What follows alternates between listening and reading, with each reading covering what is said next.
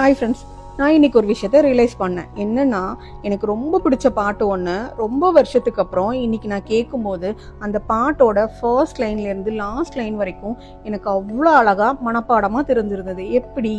நேற்று என்ன சாப்பிட்டோம் ஞாபகம் இல்லை, எந்த பொருளை எங்கே வச்சோன்னு ஞாபகம் இல்லை, சாப்பாட்டில் உப்பு போட்டோமோ போடலையான்னு கூட ஞாபகம் இருக்கிறது இல்லை.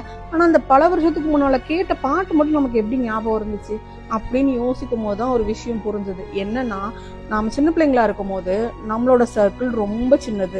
அதனாலே என்னவோ நம்ம என்ன கேட்டோமோ பார்த்தோமோ அந்த விஷயம் நம்ம மனசுல அவ்வளோ ஆழமா டீப்பா பதிஞ்சிருக்கு. ஆனா இப்ப அப்படி கிடையாது. காலைல தூங்கி எழுந்த நேரத்துல இருந்து நைட்டு படுக்கிற வரைக்கும் முழுக்க முழுக்க சோசியல் மீடியால தான் குடியிருக்கிறோம். அதுல வந்த விஷயம் தான் வந்துகிட்டே இருக்கு, நிறைய விஷயங்கள் ஃபீட் பண்ணிட்டே இருக்கு. ஸோ நம்மளால எதையுமே அப்சர்வ் பண்ணிக்க முடியல. ஜஸ்ட் பாக்குறோம், ஸ்க்ரோல் பண்ணிட்டே போயிட்டு இருக்கிறோம். அதனால இது எதையுமே நம்ம மைண்ட்ல ஏத்திக்கிறதே இல்லை.